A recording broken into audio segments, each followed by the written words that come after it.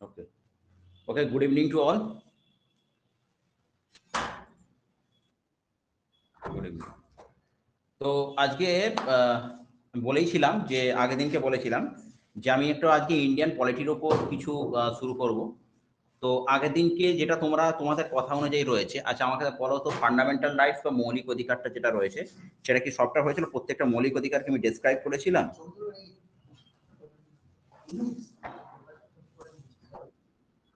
আচ্ছা ঠিক আছে, ঠিক আছে। আচ্ছা, তো এবারে কথা হচ্ছে রিটস গুলো নিয়ে তোমাদের বলা হয়েছিল, রিটস গুলো নিয়ে বলা হয়েছিল প্রতি মানে তোমার যেটা কি বলে লেখো যেটা রয়েছে লেখো সেগুলোকে নিয়ে বলা হয়েছিল।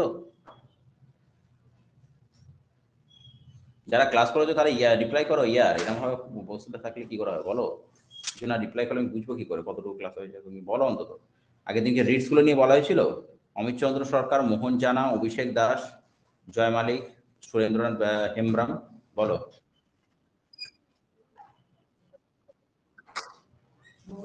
হ্যাঁ বলো বলো, আরেকবার বলো। হ্যাঁ বলো বলো। আরে বাবা, ইন্ডিয়ান সয়েল বলছি না, ইন্ডিয়ান সয়েল তো কালকেই হয়েছিল। আমি বলছি আগের দিনে যে পলিটিটা যতটা অবধি পড়ানো হয়েছিল সেইটা কতটা অবধি হয়েছিল। আগের ক্লাসে পলিটিটা কতটা অবধি হয়েছিল সেটা আমাকে বলো। আমি পলিটিটাই আজকে স্ট্রেট করে, কালকে তো আমিও জানি ইন্ডিয়ান সয়েলকে আমি করিয়েছিলাম।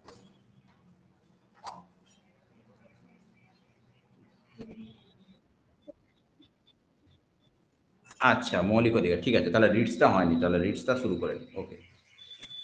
দেখো, তাহলে মৌলিক অধিকারটা একদম লাস্ট জায়গায় চলে এসো তোমরা, তাহলে লাস্ট জায়গায় চলে আসলে তোমাদেরকে আমি এক্সপ্লেন করতে পারবো।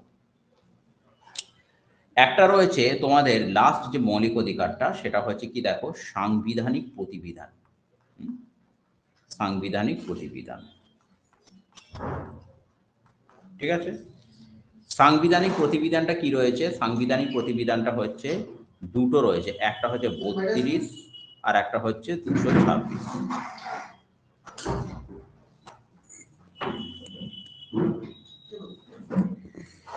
আচ্ছা, তাহলে সাংবিধানিক প্রতিবিধানটা কি রয়েছে? 32 আর একটা হচ্ছে 226, ঠিক আছে। তো এই সাংবিধানিক প্রতিবিধানটা যেটাকে বলা হয়ে থাকে, সাংবিধানিক প্রতিবিধানটাকে বলা হয়ে থাকে একটা কথা, হার্ট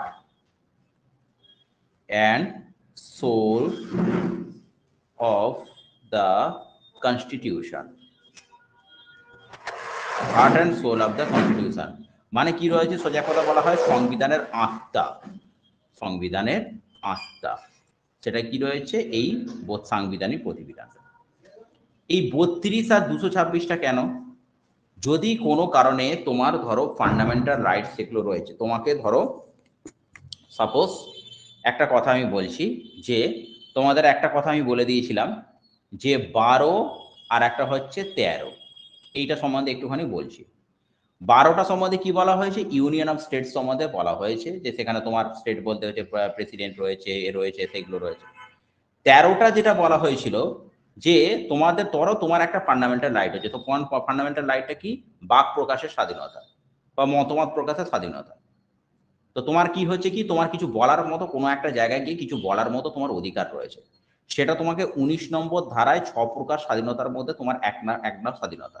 যে তুমি কোনো কিছু জায়গায় গিয়ে কোনো একটা জায়গায় কিছু ইনজাস্টিস হচ্ছে, কোনো একটা জায়গায় গিয়ে তুমি ঠিকঠাকভাবে সার্ভিস পাচ্ছ না, তোমাকে সেখানে বলার তোমার অধিকার আছে। ঠিক আছে, তোমার সেখানে মতামত জানার অধিকার আছে যে না এই জিনিসটা আমাদের কিন্তু যে এথিক্সটা হচ্ছে সেই অনুযায়ী কিন্তু এটা হচ্ছে। এবারে ধরো আমি তোমাকে কিছু বলতে দিলাম না, তোমাকে জোর করে চুপ করিয়ে দিলাম, তারে যে লোকটা চুপ করালো তারও কিন্তু মৌলিক অধিকার রয়েছে যে সেও কিন্তু কোনো জায়গায় গিয়ে কিছু বলতে পারে। এবারে তুমি কি করলে?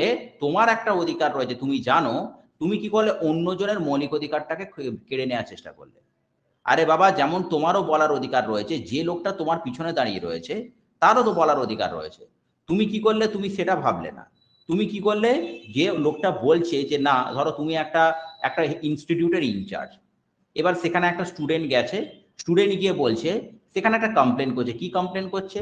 যে এখানে কিন্তু ঠিকঠাকভাবে আমরা সার্ভিস পাচ্ছি না, আমরা ঠিকঠাকভাবে সার্ভিস পাচ্ছি না, আমরা যে আপনারা যে কমিটমেন্টটা দিয়েছিলেন সেই কমিটমেন্ট ওয়াইজ কিন্তু সার্ভিস এখানে দেওয়া হচ্ছে না। তাহলে তুমি একটা ইনচার্জ, তুমি কি করলে? সেই স্টুডেন্টটাকে চুপ করিয়ে দিলে। তাহলে দেখো যে স্টুডেন্টের যে ইনস্টিটিউটের যে ইনচার্জ তারও কিন্তু ক্ষমতা রয়েছে, তারও কিন্তু অধিকার রয়েছে, কিছু বলার মতো অধিকার রয়েছে। যে স্টুডেন্টটা এলো তাকে তুমি চুপ করিয়ে দিচ্ছ, তাহলে কি হচ্ছে, তুমি অন্যজনের মৌলিক অধিকারকে নিয়ে টানাটানি করছো। 13 নম্বর সেকশনে যেটা বলা হয়েছে, 13 নম্বর ধারায় বলা হয়েছে, তুমি যদি অন্য কারোর মৌলিক অধিকারটাকে নিয়ে টানাটানি করার চেষ্টা করো, তাহলে তোমারও কিন্তু মৌলিক অধিকারটাকে সঙ্গে সঙ্গে ক্রোপ করা হবে বা খর্ব করা হবে। সাংবিধানিক প্রতিবিধানটা কি রয়েছে, যে যতগুলো আমাদের মৌলিক অধিকার রয়েছে সেই মৌলিক অধিকারটা যদি কোনো কারণে ব্রেক করে, তাহলে তুমি ডিরেক্ট একদম একটা 32-এ কি রয়েছে সুপ্রিম কোর্টে, আর 226-এ গিয়ে পুরো হাইকোর্টে গিয়ে তুমি কমপ্লেন করতে পারো যে আমার ফান্ডামেন্টাল রাইটসটা ক্রোপ করা হচ্ছে, আমার ফান্ডামেন্টাল রাইটসটা আমাকে ঠিকঠাকভাবে দেওয়া হয়েছে না, কোনো একটা ফান্ডামেন্টাল রাইট যদি তোমার ক্রোপ করে নেওয়া হয়। সেই জন্য এটা হচ্ছে সাংবিধানিক প্রতিবিধান। ঠিক আছে, একে বলা হয় heart and soul of the constitution, সেই জন্য একে বলা হয়েছে। 32-এ কোথায় যাবে, 32-এ হচ্ছে সুপ্রিম কোর্টে, আর 226-এ কোথায় যাবে, 226-এ হচ্ছে হাইকোর্টে হচ্ছে যাবে। ঠিক আছে, 32 হচ্ছে। এবারে সাংবিধানিক প্রতিবিধানটা কি রয়েছে, যে কথা হচ্ছে কি 32 এবং 226 হাইকোর্টে যাবে, তবে হ্যাঁ কোন সময় তোমাকে যেতে হবে, যে সময়টা কোনো জরুরি অবস্থা হচ্ছে না, ধরো ইমার্জেন্সি হচ্ছে, ইমার্জেন্সির সময় কিন্তু রাষ্ট্রপতি সমস্ত মৌলিক অধিকারগুলোকে খর্ব করে দিতে পারে। কারণ আমাদের একটা জায়গা রয়েছে, সেটা হচ্ছে কি, জায়গাটার নাম হচ্ছে ওয়েমার কনস্টিটিউশন, ওয়েমার কনস্টিটিউশন অফ জার্মানি। এখানে কি বলা হয়েছে জানো, এই ওয়েমার কনস্টিটিউশন, আমাদের তো সংবিধান তো বিভিন্ন 5 মিশালি জায়গা থেকে নেওয়া হয়েছে, 193টা কান্ট্রির হচ্ছে সংবিধান আমাদের দেশের সংবিধানে রয়েছে। এখন এই জার্মানি থেকে কি নেওয়া হয়েছে জানো তো, যদি তোমার মৌলিক অধিকার, ধরো জরুরি অবস্থা রয়েছে, সেই সময় কিন্তু তোমার মৌলিক অধিকারগুলো থাকবে না, মৌলিক অধিকারগুলোকে প্রত্যেকটাকে খর্ব করা হবে। কিন্তু দুটো মৌলিক অধিকার মনে রাখবে, একটা 20 আর একটা হচ্ছে 21। 20-তে কি বলা হয়েছে, 20-তে এটাই বলা হয়েছে যে একটা ব্যক্তিকে তুমি তোমার প্রচলিত আইন বিরুদ্ধে তুমি কাউকে শাস্তি দিতে পারো না। ঠিক আছে, এটা এটা 20-তে বলা হয়েছে। আর 21-এ কি বলা হয়েছে, 21-এ বলা হয়েছে জীবন এবং স্বাধীনতার অধিকার, জীবন এবং ব্যক্তিগত স্বাধীনতার অধিকারটা আমাদের 21-এ বলা হয়েছে। আর 21A-তে কি বলা হয়েছে, free and compulsory education to 6 and 14 years, 6 থেকে 14 বছর পর্যন্ত তোমার হচ্ছে সেটা 21-এর এতে বলা হয়েছে। আর 20 নম্বরটা কি বলা হয়েছে, কোনো ব্যক্তিকে যদি গ্রেফতার করা হয় তাকে তাহলে তার প্রচলিত আইন অনুসারে শাস্তি দিতে হবে। একটা সময় একটা মানুষ হচ্ছে ক্রাইম করলো, তাকে কি হলো, পুলিশ ধরে নিয়ে গেল, সেই সময় সেই যে ক্রাইমটা করেছে তার জন্য তার সাজা হচ্ছে 5 বছর। তারপরে তুমি দেখা গেল কেসটা মিটতেই হয়ে গেল 4 বছর হয়ে গেল, তার মধ্যে আইনটার অ্যামেন্ডমেন্ট হয়ে গেল, যে সাজাটা 5 বছর ছিল সেটা এখন আরো বাড়িয়ে দিয়ে 10 বছর করে দেওয়া হয়েছে, কিন্তু সে 10 বছরের সাজাটা পাবে না। 20 নম্বর ধারায় বলা হয়েছে যে ব্যক্তিকে যখন গ্রেফতার করা হলো তখনকার প্রচলিত আইন অনুসারে শাস্তি পাবে। তার মানেটা কি রয়েছে, তখন হয়তো যদি 5 বছরের কারাদণ্ড থাকে তাহলে তাকে 5 বছরের কারাদণ্ডটাই দিতে হবে। এই 20 আর 21টা আমাদের যখন মৌলিক অধিকারটাকে যখন খর্ব করে নেওয়া হয় জরুরি অবস্থার সময়, এই 20 আর 21টাকে কিন্তু নট চেঞ্জেবল। 20 আর 21টাকে চেঞ্জ করা যায় না, কোনো মতেই চেঞ্জ করা যায় না, তুই বাকি মৌলিক অধিকারগুলোকে নিতে পারো। ঠিক আছে, এই হয়ে গেল ব্যাপার। এখন কথা হচ্ছে, এই যে আমি বললাম যে সাংবিধানিক প্রতিবিধানটা, এটুকু সবার বোঝা যাচ্ছে, বোঝা যাচ্ছে জিনিসটা, বুঝতে পারা যাচ্ছে? লিপি এগুলো বুঝতে পারছো? ঠিক আছে, অমিত চন্দ্র সরকার বুঝতে পারছো? অমিত চন্দ্র সরকার আছো? ইয়েস, ঠিক আছে, চলো। এখন কথা হচ্ছে এই যে 32-এ কি হতে পারে, আমরা ডাইরেক্ট কি করতে পারি, সুপ্রিম কোর্টে গিয়ে আমরা রিটটা দিতে পারি। এখন সুপ্রিম কোর্টে গিয়ে যে আমরা রিটটা দেবো, কত ভাবে রিটটা দেবো। প্রথম যেটা রিটটা আমরা দেবো, হেভিয়াস কর্পাস। ঠিক আছে, হেভিয়াস কর্পাস, কর্পস। ঠিক আছে, হেভিয়াস কর্পাস মানে কর্পাস।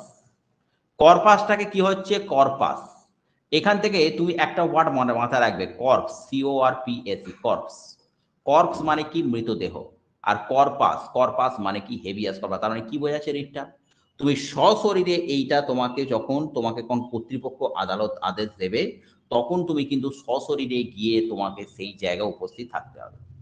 ধরো আমাদের একটা কথা আছে, যেমন একটা কথা হচ্ছে যে এই যে তোমার একটা আমাদের মৌলিক অধিকারের এক মধ্যে রয়েছে যে 22-এ যেটা আছে মৌলিক অধিকারের যেটার মধ্যে রয়েছে যে ডিটেনশন, অর্থাৎ কি হচ্ছে, ধরো কোনো একটা ব্যক্তিকে আটক করা হলো, আটক করে কিন্তু তাকে 24 ঘন্টার মধ্যে ম্যাজিস্ট্রেটের কাছে যেতে হবে।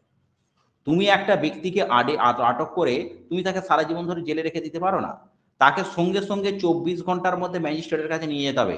ম্যাজিস্ট্রেট যদি বলে যে না একে রাখতে হবে, তখন তুমি তাকে রাখতে পারো, আদারওয়াইজ কিন্তু তুমি তাকে রাখতে পারো না। এবারে কথা হচ্ছে হেভিয়াস কর্পাসটা এরকম কোনো ব্যক্তিকে, ধরো একটা কথা হচ্ছে আদেশ দিল, ম্যাজিস্ট্রেট আদেশ দিল যে আমাকে তার সামনে, আমার সামনে ওকে সশরীরে উপস্থিত করাও, তাহলে কিন্তু সেই কর্তৃপক্ষ সেই বন্দীকে সশরীরে কিন্তু হাজির করতে হবে। এটা হলো হেভিয়াস কর্পাস, ঠিক আছে। তারপরে সেটাকে খতিয়ে দেখবে, খতিয়ে দেখে তুমি যদি বলা হয় যে না একে আরো আটক করে রাখা দরকার আছে, কারণ এর এগেনস্টে যেগুলো এগুলো প্রমাণগুলো রয়েছে সেগুলো কিন্তু কোনো মতেই একে বেল গ্র্যান্টেড নয়, তখন কিন্তু সেই ব্যক্তিকে আটক করে রাখতে পারো, আদারওয়াইজ কিন্তু করতে পারবে না। এটা হলো হেভিয়াস কর্পাস। নেক্সট যেটা রয়েছে পরমাদেশ বা ম্যান্ডামুস। এই ম্যান্ডামুস পরমাদেশ, এটার কথাটা কি রয়েছে যে আমরা আদেশ করছি, অর্থাৎ ধরো কোনো সরকারি কর্মচারী, তাকে যে ডিউটিটা দেওয়া হয়েছে সেই ডিউটিটা সে ঠিকঠাক ভাবে করছে না, তুমি একটা জায়গায় ভিডিওকে রেখে দিয়েছো, ঠিক আছে। এটা তাহলে ফার্স্ট রিডটা মনে হলো, তাহলে ফার্স্ট রিডটা কি রয়েছে, ফার্স্ট রিডটা হচ্ছে হেভিয়াস কর্পাস, ঠিক আছে। ফার্স্ট রিডটা কি হচ্ছে হেভিয়াস কর্পাস, আর দ্বিতীয় রিডটা কি হচ্ছে ম্যান্ডামুস, ঠিক আছে, ম্যান্ডামুস। এই ম্যান্ডামুস কথাটার বাংলা মানে কি, বাংলা মানেটা হচ্ছে পরমাদেশ, ঠিক আছে, পরমাদেশ। এটা কি রয়েছে যে যখন আমরা কোনো আদেশ করছি, অর্থাৎ যখন সরকারি কর্মচারী ধরো কোনো কর্তব্য পালনে হচ্ছে সেটা হচ্ছে ব্যর্থ হলো, তখন তাকে সঠিকভাবে কর্তব্য সম্পাদন করবার জন্য আদালত কিন্তু এই রিটটা জারি করতে পারে। যে কোনো সরকারি একটা কর্মচারীকে তাকে ধরো একটা ডিউটি দেওয়া রয়েছে, যেমন ধরো বিডিও অফিসার যে রয়েছে তাকে ডিউটিটা দেওয়া রয়েছে, কিন্তু তার যে এরিয়ার মধ্যে যার যে ডিউটিটা রয়েছে তার ব্লকটাকে ডেভেলপ করা, সেই ডিউটিটা কিন্তু সেইভাবে করছে না, তখন কিন্তু ব্যাপারটা হচ্ছে এই রিটটা যদি জারি করা হয়, আদালত কিন্তু আইন কিন্তু বা কোর্ট কিন্তু তাকে আদেশ করতে পারে আপনি আপনার ডিউটিটা ঠিকঠাকভাবে করুন, কারণ আপনাকে যে কাজটা অ্যাসাইন করা রয়েছে সেটাকে কোনো করায়। কিন্তু এখানে একটা ব্যাপার আছে, কার এগেনস্টে কোনো রিট জারি করা যায় না, কার এগেনস্টে এটা করা যায় না, ধরো কোনো প্রেসিডেন্ট, ঠিক আছে, কোনো প্রেসিডেন্ট, ঠিক আছে, বা কোনো রাজ্যের হচ্ছে গভর্নর, তার এগেনস্টে কিন্তু কখনোই তুমি ম্যান্ডামোস জারি করতে পারো না।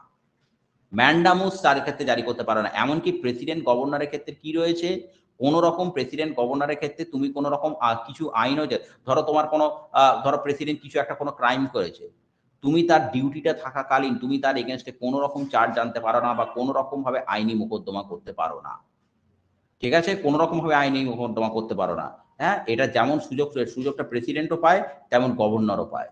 ঠিক সেই রকম ভাবে এই যে ম্যান্ডামুস যে পরমাদেশটা রয়েছে, এটা কিন্তু প্রেসিডেন্ট বা গভর্নরের উপর কখনোই অ্যাপ্লিকেবল কিন্তু নয়, ঠিক আছে। অন্যান্য সরকারি যারা কর্মচারী রয়েছে, কর্তব্য রয়েছে, তাদেরকে তুমি অ্যাপ্লাই করতে পারো, বাট প্রেসিডেন্ট বা গভর্নরের ক্ষেত্রে কখনোই কিন্তু সেটা অ্যাপ্লিকেবল নয়, ঠিক আছে। হ্যাঁ, ম্যান্ডামুস প্রেসিডেন্ট গভর্নর বাদ দিয়ে তুমি বাদ করতে পারো, ঠিক আছে। এবারে কথা হচ্ছে, দেখো ব্যাপারটা হচ্ছে মুখ্যমন্ত্রীকে দেখবে কখনো কোর্টে করে ভৎসনা করে, দেখবে দেখবে কোনো একটা জিনিসকে নিয়ে, হয়তো কোনো একটা প্রাইমারি টিচার্সের একটা রিক্রুটমেন্টটাকে নিয়ে সেটাকে ধরো অনেকদিন ধরে ঝুলিয়ে রাখলো, বা তার ঠিকঠাকভাবে রিক্রুটমেন্ট প্রসেসটা ফাস্ট হচ্ছে না, তখন কিন্তু সেটা যদি কেস করা হয় তখন কিন্তু দেখবে অনেক সময় আদালত কি বলে, মানে সেই মুখ্যমন্ত্রী বা ভৎসনা করে না। তার এইটা কিসের জন্য করে, এটাই ম্যান্ডামুসের জন্য করে, যে আপনার যে ডিউটিটা দেওয়া রয়েছে আপনার অন্তরে যেগুলো রয়েছে সেগুলো কিন্তু ঠিকঠাকভাবে হচ্ছে না, ঠিক আছে, বুঝতে পারা গেছে। আচ্ছা, এরপরে একটা রিড দেখো, সবার কাছে ক্লিয়ার হচ্ছে ব্যাপারটা। এরপরে 3 নম্বর দেখো, 3 নম্বর যেটা রয়েছে প্রতিষেধ।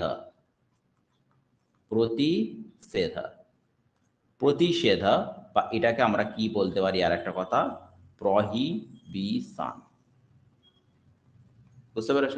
প্রহিবিশন এটা হচ্ছে কোনো নিষেধ করা। কোনো ঊর্ধ্বতন আদালত কোনো নিম্নতর আদালতকে ট্রাইব্যুনালের উদ্দেশ্যে জারি করে। হ্যাঁ, যে ও ধরো একটা কি হচ্ছে ঊর্ধ্বতন আদালত। ঊর্ধ্বতন আদালত বলতে কি, যেমন ধরো হাইকোর্ট একটা রয়েছে, হাইকোর্ট। হাইকোর্টের আন্ডারে যেগুলো তোমার ধরো কোর্ট রয়েছে, এমনি সিভিল কোর্ট যেগুলো রয়েছে সেগুলো রয়েছে। তাহলে হাইকোর্টটা এখানে ঊর্ধ্বতন আদালত হলো। তাহলে এখানে ঊর্ধ্বতন আদালত বলতে কি বোঝানো হয়েছে? হাইকোর্ট বা সুপ্রিম কোর্ট। ঠিক আছে, হাইকোর্ট বা সুপ্রিম কোর্ট। সঙ্গে সঙ্গে তোমাদের এটা জেনে রাখতে হবে হাইকোর্ট কবে ফর্ম হয়েছিল বলো তো? ক্যালকাটা হাইকোর্ট কবে ফর্ম হয়েছিল? ক্যালকাটা হাইকোর্ট কবে ফর্ম হয়েছিল? ক্যালকাটা হাইকোর্ট কবে ফর্ম হয়েছিল বলো তো? বলো, সবাইকে একটা প্রশ্ন দিচ্ছি, বলো ক্যালকাটা ইউনিভার্সিটি কবে ফর্ম হয়েছিল আর ক্যালকাটা হাইকোর্ট কবে ফর্ম হয়েছিল? সবাই একটু আনসারটা বলো তো।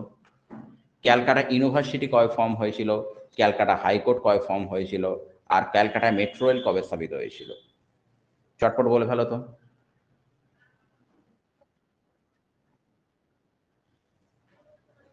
আচ্ছা, আর কেউ? আর কেউ? আর কেউ? আচ্ছা, দেখো তোমাদের একটুখানি ভুল জানো।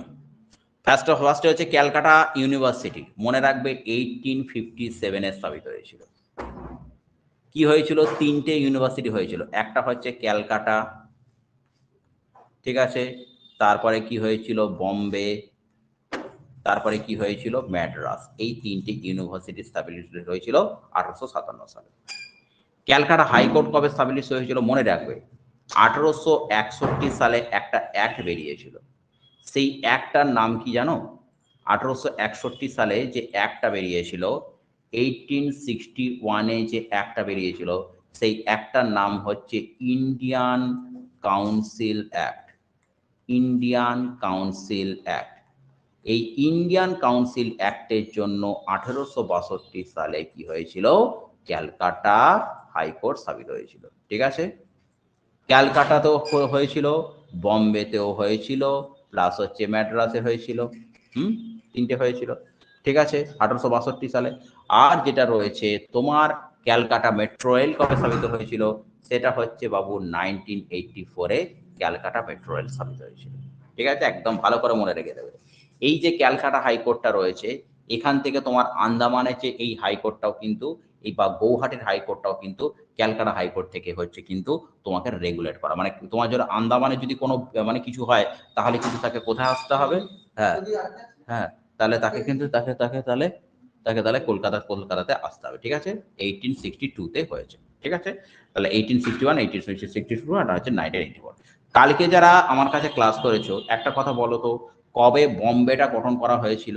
কবে বম্বে গঠন করা হয়েছিল?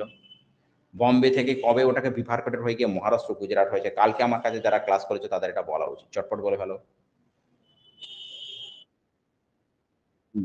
1960 সালে, 1960 সালে কি হয়? বম্বে প্রদেশ, হ্যাঁ, 1960, 1960 সালে বম্বে প্রদেশটা বিফার্কেটেড হয়ে গিয়ে বম্বে প্রদেশ ওয়াজ বিফার্কেটেড অ্যান্ড কি রয়েছে মহারাষ্ট্র অ্যান্ড গুজরাট হয়েছে। ঠিক আছে, আচ্ছা, এবারে কথা হচ্ছে কি যে, তাহলে এবারে আমি যেটা বললাম যে প্রহিবিশনটা সম্বন্ধে যেটা বলা উচিত ছিল সেটাকে আমি বলছি। তাহলে কি রয়েছে? প্রহিবিশন। দেখো প্রহিবিশন কি রয়েছে? ঊর্ধ্বতন আদালত, হাইকোর্ট বা সুপ্রিম কোর্ট কোনো নিম্নতর আদালতকে ট্রাইব্যুনালের উদ্দেশ্যে জারি করে। ঠিক আছে, অর্থাৎ যেটা নিম্নতর আদালতকে কোনো এখতিয়ারভুক্ত, তার মানে এখতিয়ার বহির্ভূত। ধরো একটা কথা হচ্ছে কি, ধরো হাইকোর্ট রয়েছে, হাইকোর্ট, হাইকোর্ট হচ্ছে তার যে হচ্ছে লোয়ার যে কোর্টটা রয়েছে, তাকে বলে তোমার যে ভাই এখতিয়ারের মধ্যে যেগুলো রয়েছে সেই কাজগুলো তুমি করো, এখতিয়ারের বাইরে তুমি কিন্তু কোনো কাজ করো না। এটা হয়ে গেল প্রহিবিশন। প্রহিবিশন মানেটা কি রয়েছে? যে হাইকোর্ট তার নিম্নতর আদালতকে, তাকে বলে যে ভাই তুমি এই কাজটা তোমার যেটা এখতিয়ারের মধ্যে আছে সেটা করো। তোমাকে এমন কিছু জিনিসকে নিয়ে তুমি হাইকোর্টে গিয়ে কেস করো না যেটা তোমার এখতিয়ারের মধ্যেই নেই, যেটা তোমার এখতিয়ারের মধ্যেই নেই তুমি সেটাকে নিয়ে কিন্তু কোনো রকম ভাবে কিছু বলো না। এইটাকেই বলা হয়ে থাকে আমাদের প্রতিষেধক বাক্য হচ্ছে তোমার হচ্ছে প্রহিবিশন। ঠিক আছে, প্রহিবিশন। এখন কথা হচ্ছে কি, এরপরে যেটা রয়েছে সেটা হচ্ছে উৎপ্রেষণ। ঠিক আছে, এরপরে যে রিটসটা রয়েছে, দেখো তিনটে রিটস তোমাদের পড়ালাম, একটা হচ্ছে হেভিয়াস কর্পাস রয়েছে, একটা হচ্ছে তোমার হচ্ছে তোমার ম্যান্ডামুস রয়েছে, ম্যান্ডামুসের পরে হচ্ছে একটা প্রহিবিশন রয়েছে। ঠিক আছে, প্রহিবিশনের পরে এরপরে যেটা রয়েছে সেটা হচ্ছে উৎপ্রেষণ। ঠিক আছে, উৎপ্রেষণ। উৎপ্রেষণ, উৎপ্রেষণ হচ্ছে CERT, সাটি সাটি ওরারি। ঠিক আছে,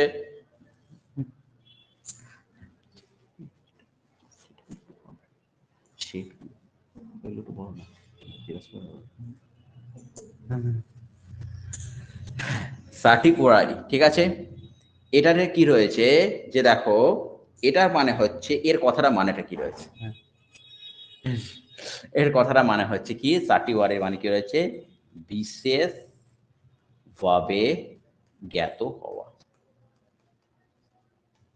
ঠিক আছে, ঠিক আছে, বিশেষভাবে হচ্ছে জ্ঞাত হওয়া। অর্থাৎ একটা কথা হচ্ছে কি, যে কোনো উচ্চতর আদালত কোনো নিম্নতর আদালতে, দেখো এটাও কিন্তু প্রহিবিশনটা কি রয়েছে, প্রহিবিশনটা এরকম ব্যাপারটা রয়েছে যে তোমার একটা কি রয়েছে, যে তাহলে প্রহিবিশনটা কি বললাম, যে প্রহিবিশনটা হচ্ছে কি, যে কোনো উচ্চতর আদালত কোনো নিম্নতর আদালতকে এটা বলতে পারে, ভাই তোমার যেটা এখতিয়ারের মধ্যে আছে তুমি সেই কাজটা করো, আর যেটা তোমার এখতিয়ারের মধ্যে নেই তুমি সেই কাজটা করো না। ঠিক আছে, আর সার্টিওয়ার এটা কি রয়েছে, যে কোনো উচ্চতর আদালত কোনো নিম্নতর আদালতকে ট্রাইব্যুনালের উদ্দেশ্যে জারি করে। এর মাধ্যমে, আচ্ছা, এর মাধ্যমে কি হয় দেখো, কোনো নিম্নতর আদালতের অধীনে, মানে ধরো একটা সাপোজ আমি একটা কথা বলছি, মানে কি রয়েছে, একটা হাইকোর্ট রয়েছে, হাইকোর্ট রয়েছে, আর তার আন্ডারে কি রয়েছে, কোনো লোয়ার কোর্ট রয়েছে। ঠিক আছে, এর ফলে কি হয়, যে কোনো নিম্নতর আদালতের কোনো মামলাকে উচ্চ আদালতে প্রেরণ করার নির্দেশ দেওয়া হয়। তার মানে প্রেরণ করা, এটা মানে কি রয়েছে, যে দেখো কিরকম জিনিসটা, দেখো কি সুন্দর লিখেছে, প্রহিবিশনটা এরকম বলেছে যে কোনো লোয়ার কোর্টে যে জিনিসটা সলভ হলো না সেটা কিন্তু হাইকোর্ট গিয়ে সেটাকে সলভ করবে। ঠিক আছে, এবারে ধরো একটা জিনিস রয়েছে, যে কোনো একটা জিনিসকে লোয়ার কোর্টে সলভ করার কথাই না। ঠিক আছে, কোনো একটা কেস হলো, কোনো একটা কেসকে দিয়েও ধরো হচ্ছে লোয়ার কোর্টে সেটাকে সলভ করার কোনো কথাই না, তখন কিন্তু সেটাকে হাইকোর্টে গিয়ে তুমি চার্জ করে দিতে পারো, হাইকোর্টে গিয়ে তুমি সেটাকে পাঠিয়ে দিতে পারো। যেটা তোমার এখতিয়ারের বাইরে হচ্ছে, লোয়ার কোর্টের কিছু কিছু রয়েছে ড্রব্যাকস রয়েছে, কিছু কিছু লিমিটেশন রয়েছে, যে কিছু কিছু যেগুলো কেস রয়েছে সেগুলো কিন্তু লোয়ার কোর্ট হ্যান্ডেল করতে পারে না। এখন ধরো কোনো সরকার পক্ষের কোনো জিনিস হলো, সরকার রিলেটেড কোনো জিনিস হলো, সেটা কিন্তু লোয়ার কোর্টের হ্যান্ডেল করার কোনো কথাই না। লোয়ার কোর্ট কি করবে, লোয়ার কোর্ট হচ্ছে যে এগুলো ছোটখাটো জিনিসগুলো রয়েছে, কোনো ক্রাইম রিলেটেড রয়েছে, কোনো জায়গা জমি রয়েছে, এই সমস্ত আমাদের যেগুলো সিটিজেনদের যেগুলো রয়েছে সেইগুলোকে নিয়ে হচ্ছে লোয়ার কোর্ট হ্যান্ডেল করবে, সেগুলো কিন্তু হাইকোর্ট হ্যান্ডেল করবে না। হাইকোর্টগুলো হ্যান্ডেল করবে, লোয়ার কোর্টে যদি জিনিসটাকে সলভ না হয় দেন সেটাকে আমরা হাইকোর্টে পাঠাতে পারি। কিন্তু এখন ধরো সংবিধান রিলেটেড কোনো চেঞ্জ হলো, সংবিধান রিলেটেড কোনো চেঞ্জ, যেমন তোমাদেরকে বলেই দিয়েছিলাম, যে এর আগের দিনকে বলেই দিলাম, যে 1973-তে তোমার নিশ্চয়ই জানো যে কেশবানন্দ ভারতী কেসটা রয়েছে।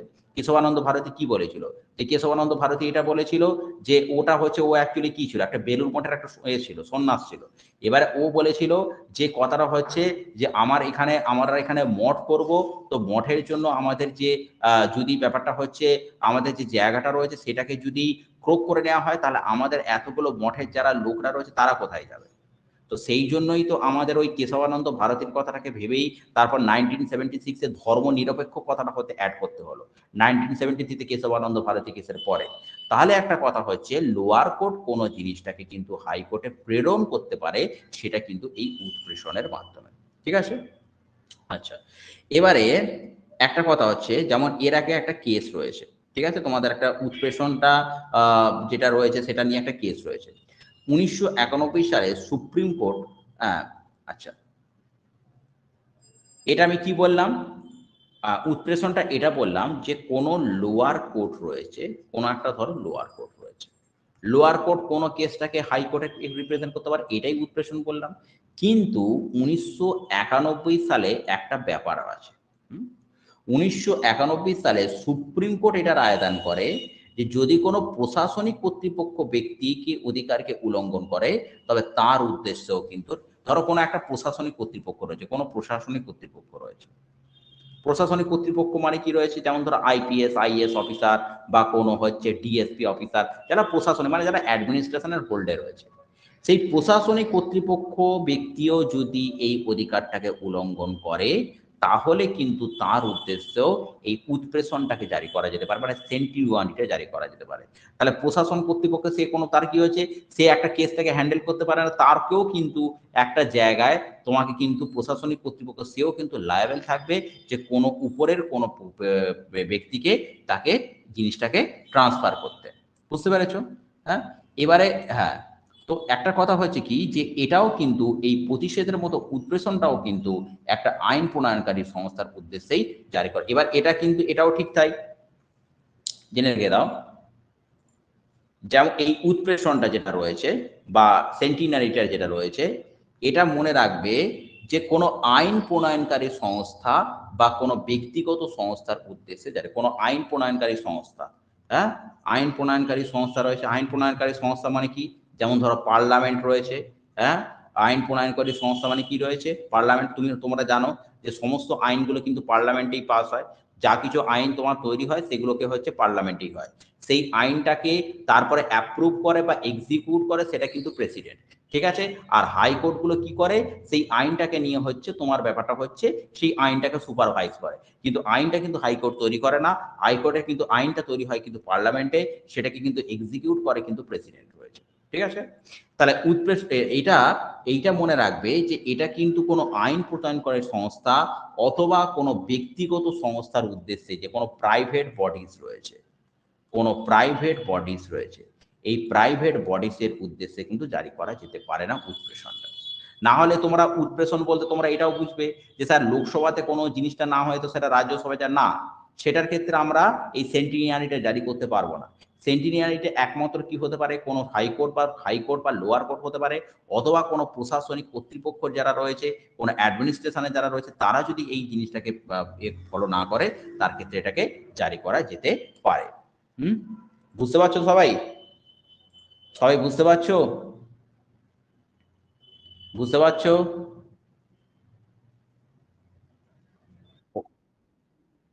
ঠিক আছে। আচ্ছা, এখানে আজকে আজকে আরেকজনকে দেখলাম, তুমি কি নতুন জয়েন করলে? অলকানন্দা বলে একজন আছো, তুমি কি নতুন জয়েন করলে? অলকানন্দা দেবনাথ, এর আগে তো ক্লাসে, আচ্ছা, তোমাকে এর আগে ক্লাসে দেখিনি, ঠিক আছে। তুমি কোন গ্রুপে আছো? তুমি কোন গ্রুপে আছো বাবু? বলো বলো বলো।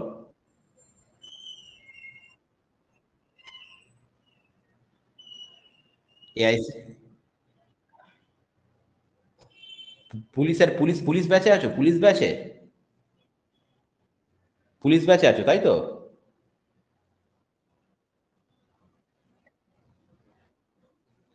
তোমার ভয়েসটা একটু ব্রেক করছে, ঠিক আছে, তুমি একটু মেসেজে লেখো তো, মেসেজে লেখো, তোমার ভয়েসটা ব্রেক করছে। হুম, মেসেজে লেখো, তোমার ভয়েসটা খুব ব্রেক করছে।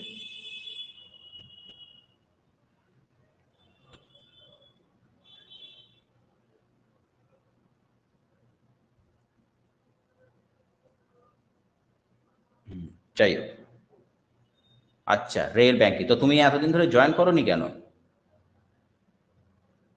এতদিন ধরে জয়েন করোনি?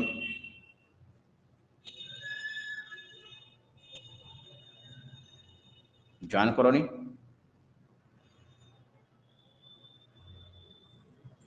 যাক, ঠিক আছে। আচ্ছা, লাস্ট দেখো, লাস্ট যেটা রয়েছে সেটা কি রয়েছে, যে কু ওয়ারন্ট, লাস্ট যেটা রিডটা পড়াচ্ছি সেটা হচ্ছে কু ওয়ারন্ট। হুম,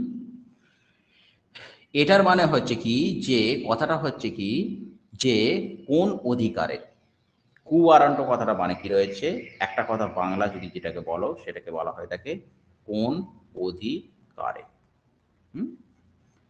কোনো ব্যক্তি যে সরকারি পদটা অধিকার করে থাকে সেই পদের জন্য তার দাবি কতখানি বৈধ সেইটা এই লেখার মাধ্যমে খতিয়ে দেখা হয়। হ্যাঁ, ঠিক আছে। এর মাধ্যমে কোনো ব্যক্তির দ্বারা অবৈধভাবে যদি কোনো সরকারি পদের দাবি দখলদারি করা হয় সেটাকে তার প্রতিকার করা হয়। যে কোনো একটা কথা হচ্ছে কোনো একটা ব্যক্তিকে, ধরো কোনো একটা পার্সনকে কোনো একটা পোস্ট দেওয়া রয়েছে, ঠিক আছে, কোনো একটা পার্সনকে কোনো একটা পোস্ট দেওয়া রয়েছে।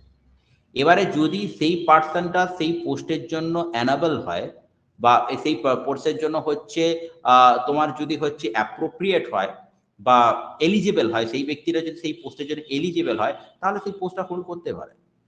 কিন্তু একটা পার্সন হয়তো দেখা গেল তাকে কোনো পরীক্ষা টরীক্ষা না দিয়ে ঢুকে গেছে, তাহলে কিন্তু সেই পোস্টের জন্য সে কিন্তু এলিজিবল নয়। তাহলে কথা হচ্ছে কি, তুমি যদি সেই পোস্টের জন্য এলিজিবল না হয় তোমার এলিজিবিলিটিটা সেখান থেকে কিন্তু টেস্ট করে দেখা হবে যে তুমি কিন্তু সেই পোস্টের জন্য কতটা এলিজিবল রয়েছে। তুমি তোমার সেই পোস্টের জন্য কোনো ভ্যাকান্সি বেরোবে তখন তুমি সেখানে পরীক্ষা দাও, পরীক্ষা দিয়ে তুমি সেই পোস্টটা হোল্ড করলে তাহলে তো কোনো অসুবিধা কিছু নেই, but you are eligible for this post.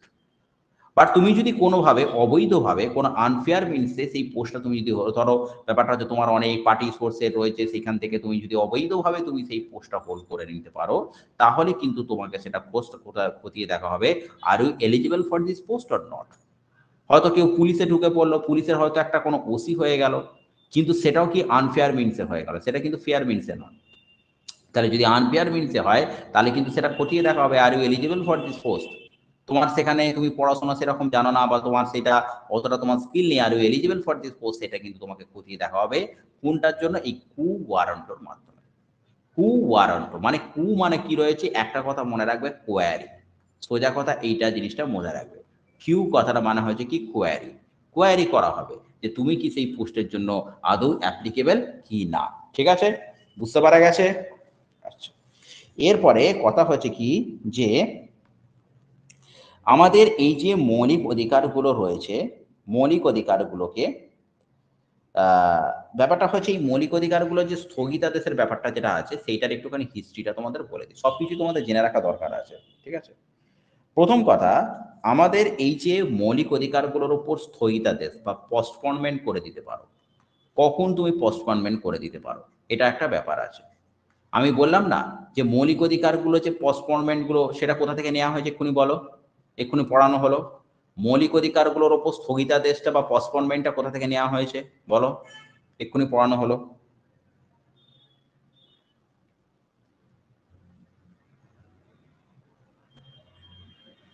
বলো, লিপি, লিপি চক্রবর্তী বলো। ইয়েস, ওয়েমার কনস্টিটিউশন অফ দ্য জার্মানি। ঠিক আছে, ওয়েমার কনস্টিটিউশন অফ জার্মানি থেকে এটা নেওয়া হয়েছে, মৌলিক অধিকারগুলোর উপর স্থগিতাদেশটা। স্থগিতাদেশটা নেওয়া হয়েছে।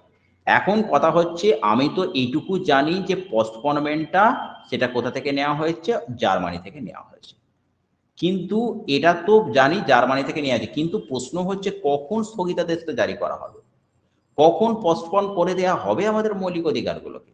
মৌলিক অধিকারটা যেটা এতটাই ব্যাপার, মানে তুমি চিন্তা করো আর্টিকেল, যদি তুমি চিন্তা করো 1 থেকে 4, এটা কি রয়েছে, ফ্লেক্সিবল। কেন বলো তো ফ্লেক্সিবল? অনেকে এইটুকু জানে যে ফ্লেক্সিবল, কিন্তু ফ্লেক্সিবল কেন জানে না।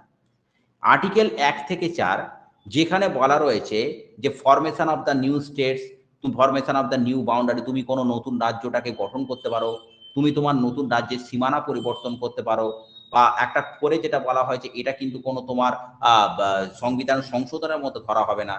তুমি যদি মনে করো আজকে একটা রাজ্য করবে, যা ওয়েস্ট বেঙ্গলটাকে বিভার্কেট করে দিয়ে তুমি আর একটা রাজ্য করবে, ওয়েস্ট বেঙ্গলটাকে বিভার্কেট করে দিয়ে তুমি ধরো এক্স নামে একটা কোনো রাজ্য করবে, তাহলে কিন্তু তুমি করতেই পারো।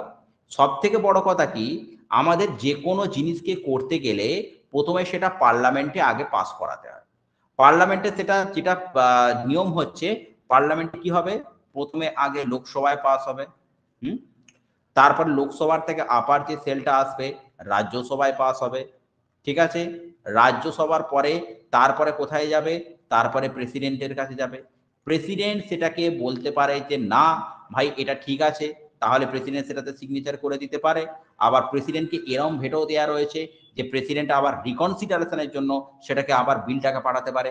তাহলে কিন্তু আবার লোকসভায় যাবে, তারপর আবার রাজ্যসভায় যাবে। সেকেন্ড টাইম যখন প্রেসিডেন্টের কাছে সেটা আসবে, প্রেসিডেন্ট সিগনেচার করতে বাধ্য। এখন এত কিছু যে প্রসেস রয়েছে, এই এত কিছু প্রসেসটা করবে কে? 1 থেকে 4 এ যে আর্টিকেলটা রয়েছে তার ক্ষেত্রে কোনো প্রেসিডেন্টের অ্যাসেন্ট নেওয়ার দরকার নেই। এই জন্যই 1 থেকে 4টা ফ্লেক্সিবল। যে 1 থেকে 4 তুমি যদি মনে করো যে স্যার নতুন রাজ্য গঠন করব, একটা আমি নতুন রাজ্যের সীমানা আমার যে রাজ্যটা রয়েছে সেটাকে আমি একটু সীমানাটাকে একটু এক্সচেঞ্জ করব, যেটা বাংলাদেশ বর্ডার রয়েছে সেখান থেকে কিছু জায়গাটাকে আমরা ওয়েস্ট বেঙ্গলের মধ্যে নিয়ে আসবো, তুমি করতেই পারো। তার জন্য তোমার প্রেসিডেন্টের পার্লামেন্টের জায়গায় কোনো পাস করানোর দরকার নেই। সেই জন্যই 1 থেকে 4টা হচ্ছে ফ্লেক্সিবল।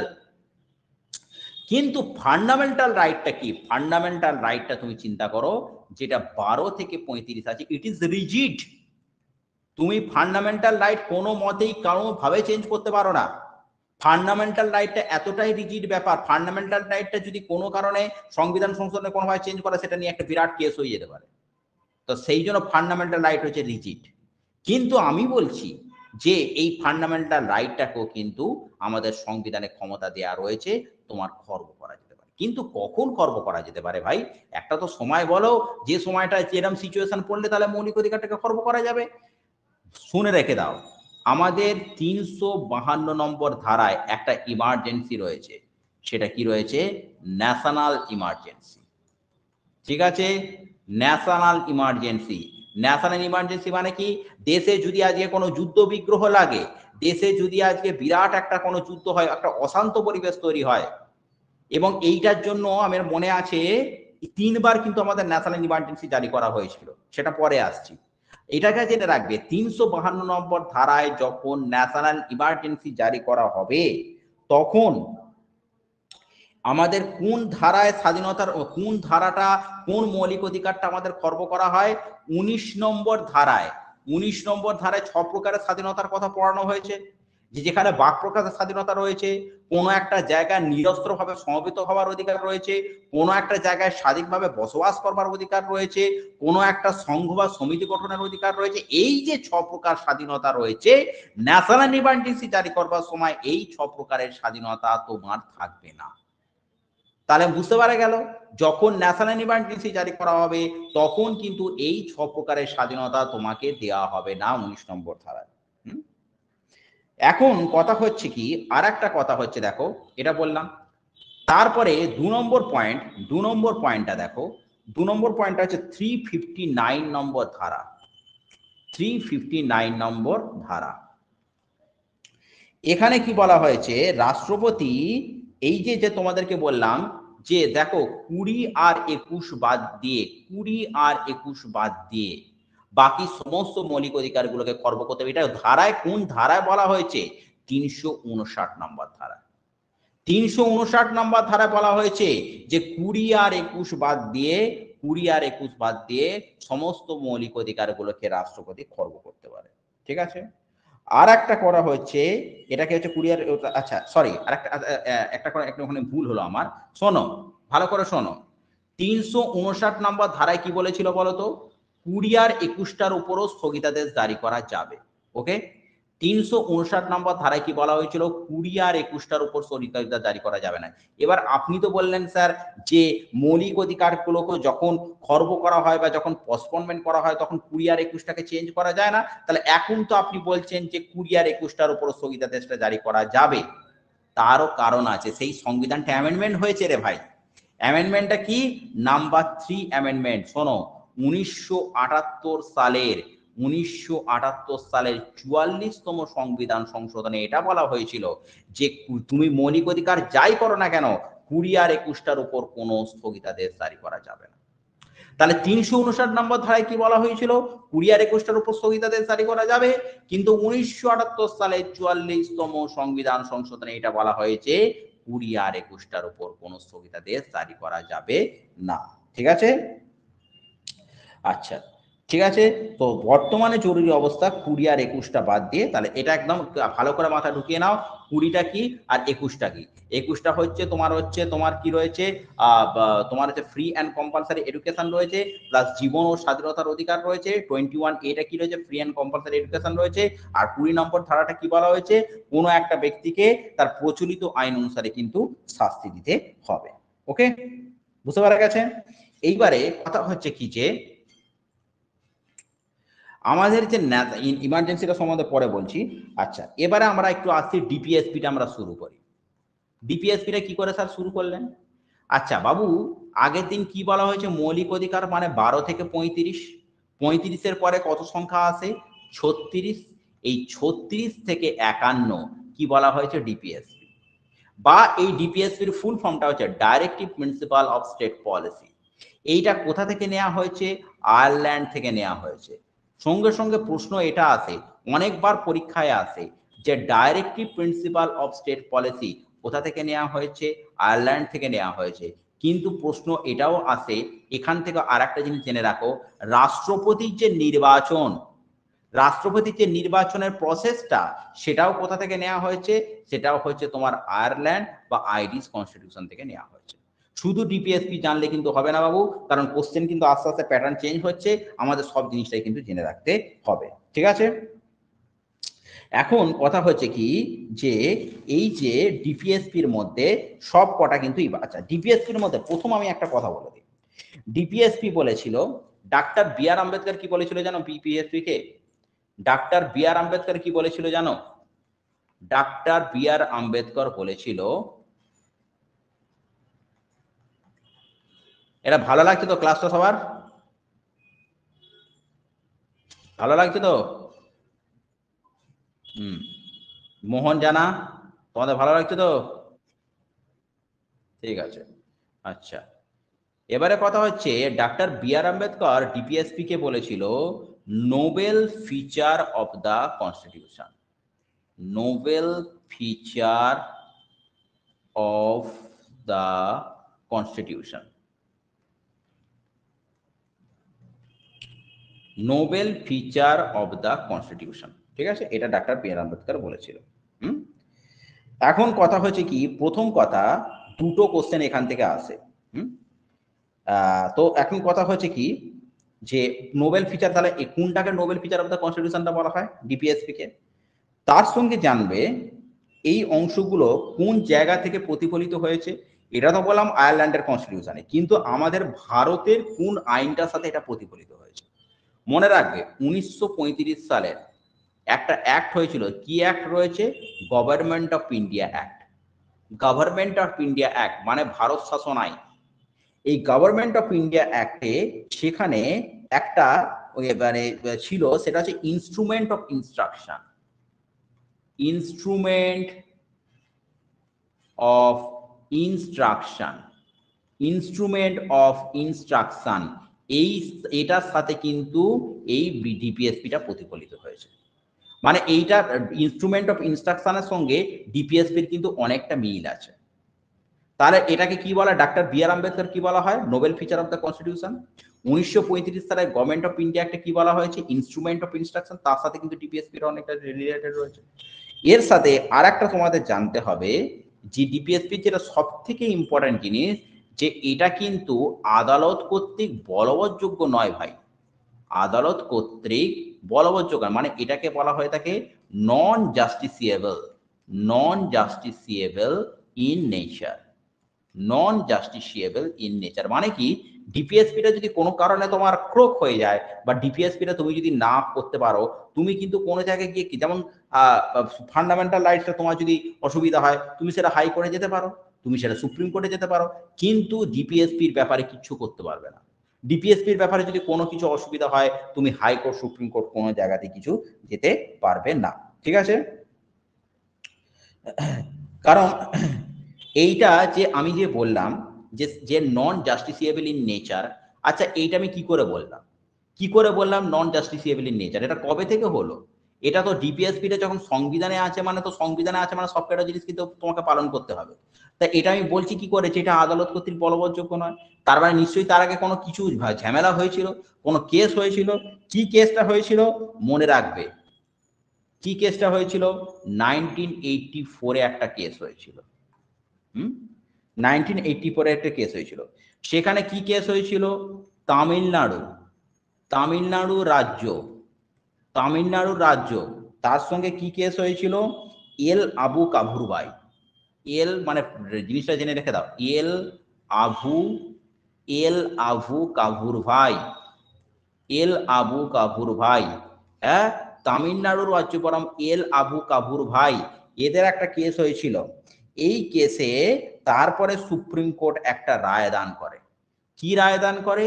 যে না, এই যে না এই সুপ্রিম ডিপিএসপি বা directive principle of the state policy, এটাকে কিন্তু আদালত কর্তৃক বলবৎযোগ্য নয় বা নন justiciable in nature.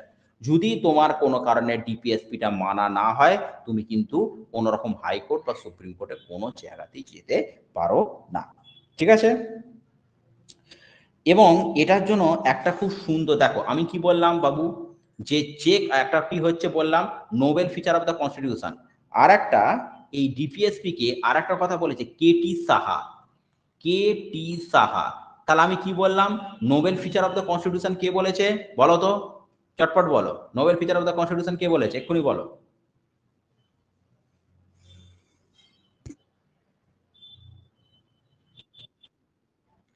Doctor B R Ambedkar বলেছে যে novel feature of the constitution.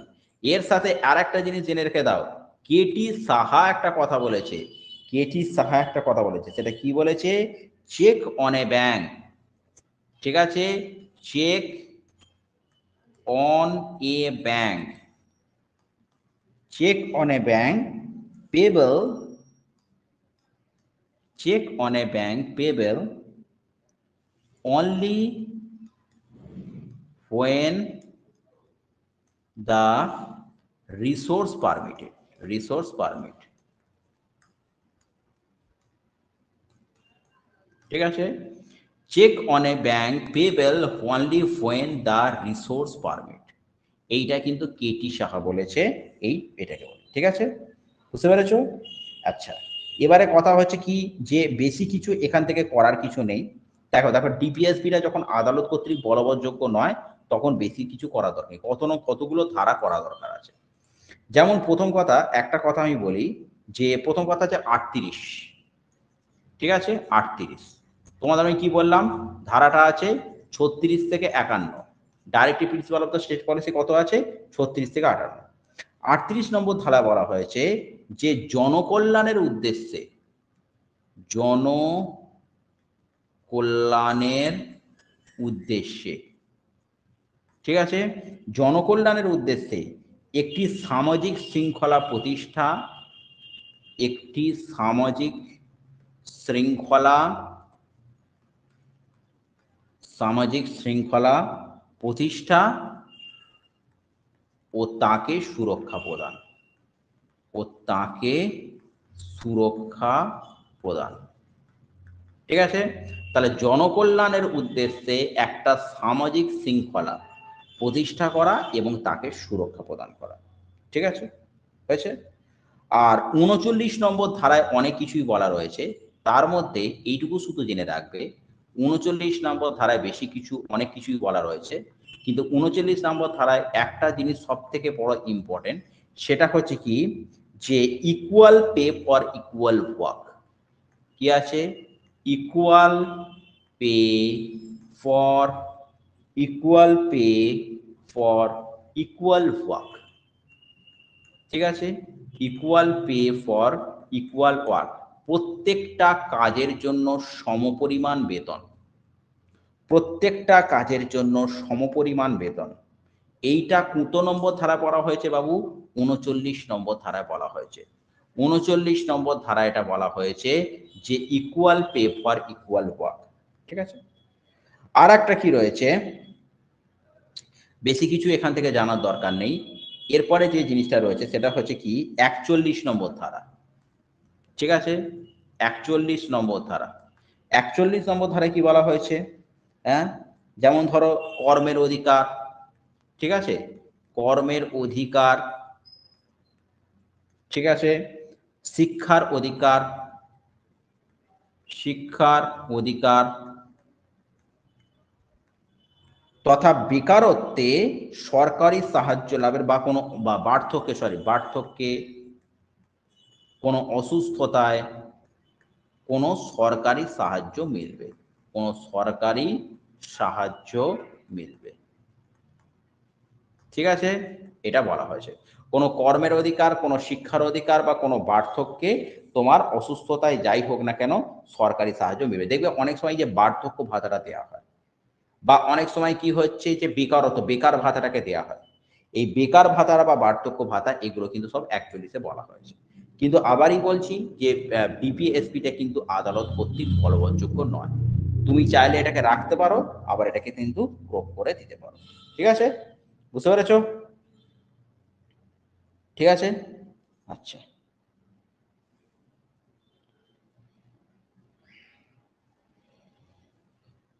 আর দুটো বলে দিই, তাহলে বুঝতে পারে যাবে। একটা হচ্ছে 40 নম্বর ধারা। 40 নম্বর ধারাটা কি বলা হয়েছে? কোন গ্রাম পঞ্চায়েত গঠন, গ্রাম পঞ্চায়েত গঠন, গ্রাম পঞ্চায়েত গঠনটা কোথা থেকে বলা হয়েছে? 40 নম্বর ধারা। আর একটা কি হচ্ছে তোমার 43 নম্বর ধারাটা কি বলা হয়েছে? 43 নম্বর ধারাটা তো অতটা ইম্পর্টেন্ট নয়।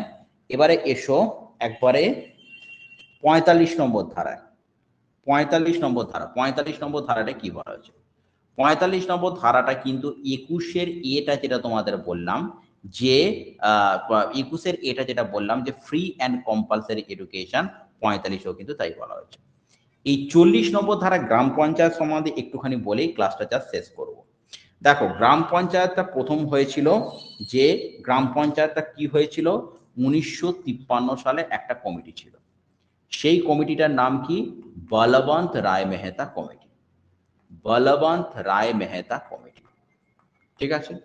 এই কমিটিটা যখন রিপোর্টটা পেশ করে, তারপর 1957-এ প্রথম পঞ্চায়েতটা কোন রাজ্যে গঠন করা হয়? রাজস্থানে গঠন করা হয়, ঠিক আছে। আর একটা মনে রাখবে, 1992 সালের 73তম সংবিধান সংশোধনে, 73তম সংবিধান সংশোধনে এই পঞ্চায়েতি রাজটাকে আমাদের কত নম্বর তফসিলে রাখা হয়েছে? 11 নম্বর তফসিলে রাখা হয়েছে। আমাদের তফসিল কটা? 12টা, তো 11টা হচ্ছে কি পঞ্চায়েত। এই 11 নম্বর যে তফসিলটা পঞ্চায়েতটা কোথায় রাখা হয়েছে? কত নম্বর সংশোধন সংবিধান সংশোধনে? 73তম সংবিধান সংশোধনে 1992 সালে। এবার বলবে যে স্যার এই 73তম সংবিধান সংশোধন 1992 সালে কি বলা হয়েছে? 11 নম্বর তফসিলে পঞ্চায়েতি রাজটাকে কিভাবে রাখা হয়েছে? মনে রাখবে, কোন জায়গার পঞ্চায়েত সে কিন্তু আইন বানাতে পারে। এবারে পঞ্চায়েত কটা বিষয় নিয়ে আইন বানাতে পারে সেটা কিন্তু সেই রাজ্যের সরকার ঠিক করে। তো সেই 11 নম্বর তফসিলে বলা হয়েছে যে 29টা বিষয় নিয়ে কিন্তু পঞ্চায়েত আইন বানাতে পারে, 29টা বিষয় নিয়ে কিন্তু পঞ্চায়েত আইন বানাতে পারে। 73তম সংবিধান সংশোধনে 1992 সালে বলা হয়েছে যে ক্ষমতাটা দেওয়া হয়েছে, যেটা 29টা বিষয় নিয়ে কিন্তু পঞ্চায়েত আইন বানাতে পারে, ঠিক আছে। সো এই ছিল আজকের ক্লাস, এই ছিল আজকের ক্লাস। কিরম লাগলো ক্লাসটা? কিরম লাগলো ক্লাসটা? কিরম লাগলো বলো? আচ্ছা, ভালো, থ্যাংক ইউ। আচ্ছা লিপি, কাজটা ইউজফুল লেগেছে? আচ্ছা ঠিক আছে, ঠিক আছে। মনে রাখবে, ট্র্যাক রাখবে, ট্র্যাক না রাখলে কিন্তু হবে না। ট্র্যাক না রাখলে হবে না যে আজকে কতদূর পড়ানো হলো। আজকে ডিপিএসপি অবধি পড়ানো হলো, directly principal of the state policy অবধি পড়ানো হলো। এরপর থেকে হ্যাঁ, থ্যাংক ইউ। এটাকে কি বলতো আমিও মেনটেন করি, তোমরাও যদি আমাকে বলো না তাহলে আমার অনেক সময় আমি ভুলে যাই। তো দেখো 1 সপ্তাহ পরে আবার তোমাদের সাথে যোগাযোগ হয়।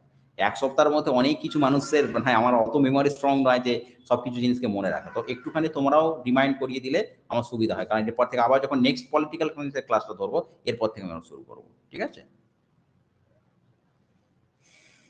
ঠিক আছে, সো আজকে গুড নাইট টু অল।